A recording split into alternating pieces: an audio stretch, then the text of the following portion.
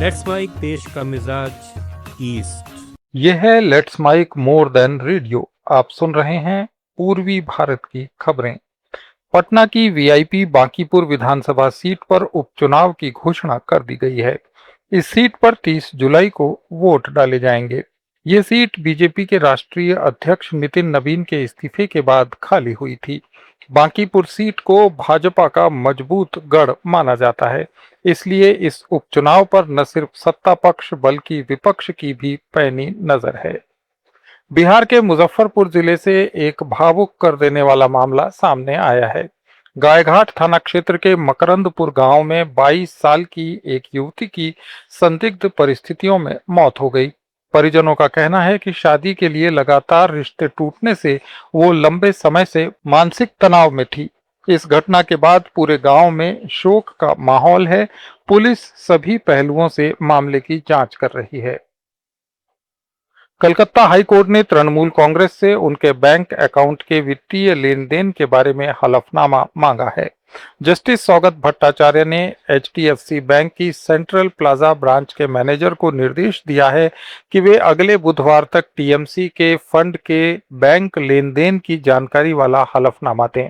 इस मामले की अगली सुनवाई 8 जुलाई को ही होगी।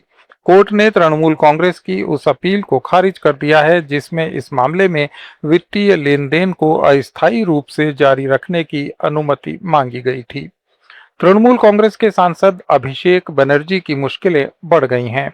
बंगाल की एक अदालत ने उन्हें 8 जुलाई को अपना वॉइस सैंपल देने का आदेश दिया।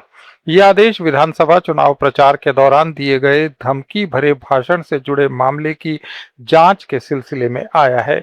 अब अभिषेक बनर्जी को अदालत में मौजूद होकर अपनी आवाज का सैंपल देना होगा। ये मामला अप्रैल में दिए गए कथित धमकी भरे भाषण से जुड़ा है। इस मामले में विधान नगर नॉर्थ थाने में एफआईआर दर्ज की गई थी।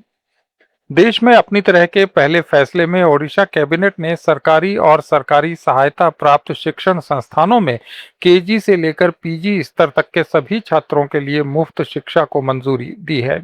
मुख्यमंत्री मोहन चरण मांझी की अध्यक्षता में हुई कैबिनेट बैठक में ज्ञानोदय शिक्षा सुसमृद्धि योजना को मंजूरी दी गई।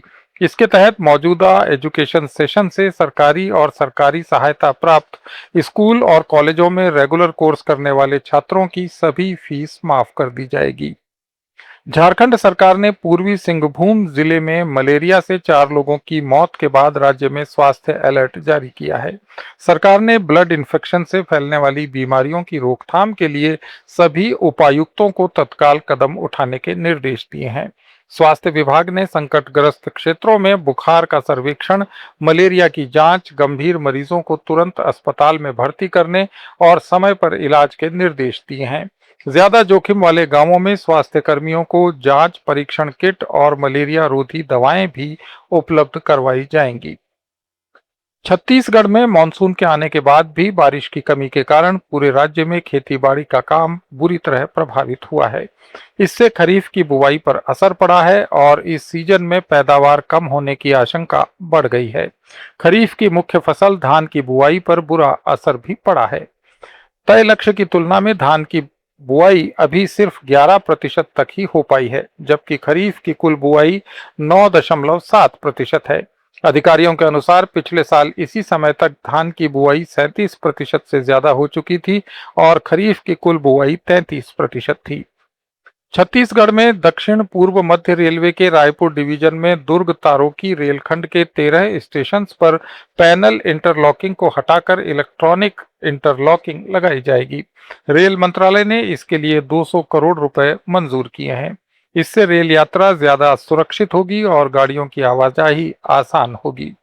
बिहार, पश्चिम बंगाल, ओडिशा, झारखंड और छत्तीसगढ़ की ताजा खबरों के इस बुलेटिन को रोजाना सुनने के लिए डाउनलोड करें लेट्स माइक ऐप।